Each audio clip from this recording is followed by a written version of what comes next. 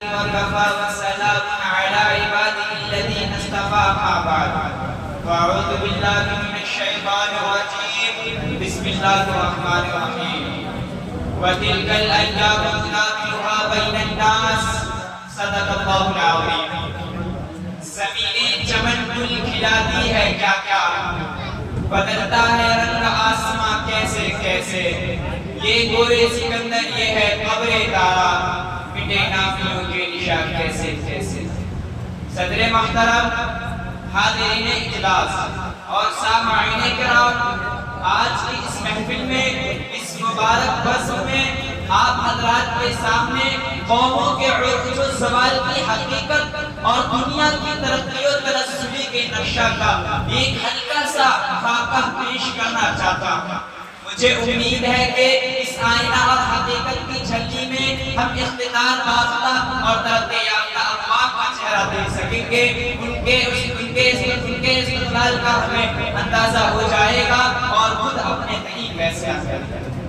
حضرات، دنیا آج سے نہیں ہزاروں بلکہ کروڑوں برس سے قائم ہے اور قیامت تک باقی رہے گی۔ اس مدت میں نامعلوم کتنی قومیں اس روئے زمین پر نمودار ہوئی اور کتنی قوموں نے اس دنیا کے اسٹیج پر کرشمہ سازی کی، اپنے کرتب دکھائے، تماشا کیا، چل بسی منع ہو گئی اور کتنی قوموں نے اس قدر ترقی کی کہ دنیا کو معلوم ہونے لگا کہ اس کی ترقی لازوال ہے۔ یہ قوم اب کبھی منع نہیں ہو سکتی، اس کی حکومت کبھی ختم نہیں ہو سکتی، لیکن جب حقیقی طاقت رکھنے والے فرما روا نے ان کی قسمت کا فیصلہ کیا تو وہ ایسے گری کہ دنیا ان کے نام سے کی باقی نہ رہی، ان کے وہ نموش بھی باقی نہ رہے جن پر ان کو ناز تھا۔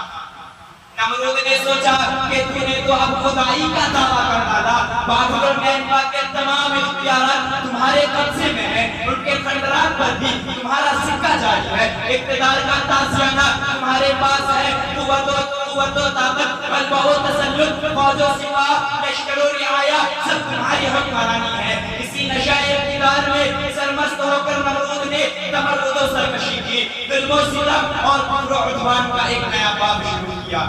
غریبوں کے خون سے نشاط کا صادر احمدی تیار ہونے لگا، رعایا کی جھونپڑیاں اجاڑ کر شاہی محل سرا تعمیر ہونے لگے اور اس نے سوچا میرے اقتدار کو کوئی خطرہ نہیں، قوت و طاقت میرے ادنا غلام ہے۔ لیکن جب فیصلہ خداوندی ہوا اور وَإِن تَتَوَلَّوْا يَسْتَبْدِلْ قَوْمًا غَيْرَكُمْ کا اصول سامنے آیا تو نمرود اتنا بے حقیقت ہو کر مرا۔ شیخ فرید الدین عطار نے فرمایا بِالشَّئِ کَارِشْ کِفَایَ السَّافِقَ کہ اللہ تبارک و تعالیٰ نے اس پہ ایک مچھر مسلط کر دیا اور اس ایک مچھر نے اس کا کام تمام کر ڈالا، بنا کے گھر اتار دیا، اس کی حکومت کے بانوش اتار دیا۔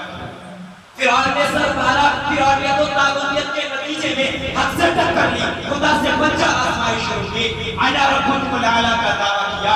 اسی عجب و غرور کے نتیجہ اور اقتدار و طاقت کے نشے میں بنی اسرائیل کے ساتھ ناروا سلوک کرنا شروع کر دیا، انہیں طرح طرح سے ستایا جانے لگا۔ پیدا ہوتے ہی ان کے نرینہ بچوں کا قتل عام ہونے لگا، مکہ کی آغوش سے ان کے چیور پاروں کو چھین کر انہی کے سامنے میں خنجر و تلواروں کی نوک پر ہوا میں اچھالا جاتا اور دھولے کر کے ان کی آغوش میں دے دیا جاتا۔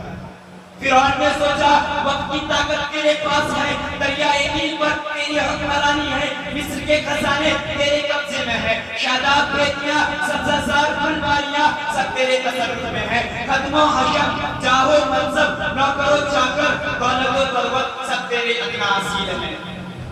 آسمان میں زمین کا دمیں تیرے آگے جھکی ہوئی ہے، لیکن دوستو جب اس کی بھی باری آئی خدا کے حکم سے درب عصائے موسیٰ نے اس کا کام تمام کر ڈالا تو وہ بحر قلزم میں اس طرح غرقاب ہوا کہ کوئی اسے رونے والا بھی نہ سکا ہوا۔ تاج و تخت سے دور، سلطنت و حکومت سے الگ، اپنے عزت و عظمت سے بے پناہ حقیقت ہوا کہ اپنی حکمرانی کی داستان کسی کو سنا بھی نہ سکا اور آن کے حال میں اس کے اقتدار کا شاخسانہ ٹوٹ ٹوٹ کر خاک میں مل گیا۔ سامعین کرام، واقعہ یہ ہے کہ اسٹیج پر کتنے ہی جبابرہ، نماردہ، فراعنہ، اکاسرہ، قیاسرہ آئے اور سب نے اپنے اپنے وقتوں میں ایسے ایسے کشمے دکھائے کہ جس نے دنیا کو حیرت میں ڈال دیا اور دنیا نے یقین بھی کر لیا کہ اس کی ترقی لازوال ہے۔ وقت کا دیوتا ان پر مہربان ہے. اب یہ طاقت کبھی ختم نہیں ہو سکتی, اس کے اقتدار کو چیلنج نہیں کیا جا سکتا. لیکن جب اس قوم میں اوصاف جہاں ختم ہو گئے, حکمرانی نے اس کے ذہن و دماغ کو عجب و غرور کی گندگی سے سڑا دیا. نفس و سرور, انانیت اور ظلم و ستم خدا سے سرکش اب ان کا شیوا بن گیا. تو صدیوں کی اس مستحکم عمارت کو کہے خاک کر دیا. شوکت و عظمت کے اس مضبوط مینار کو اس طرح اکھاڑ پھینکا کہ دنیا میں آج تک ان کا نام لیوا نہ رہا. ان کا جلال و جلال, شاہانہ اقتدار اور حاکمانہ قوت و سطوت صفائے ہستی سے ناپید ہے. غم گسارے ملت حضرت اقبال مرحوم نے اسے مخاطب کرتے ہوئے یہ کہا تھا, اے لا الہ کے وارث باقی نہیں ہے تجھ میں, اے لا الہ کے وارث باقی نہیں ہے تجھ میں.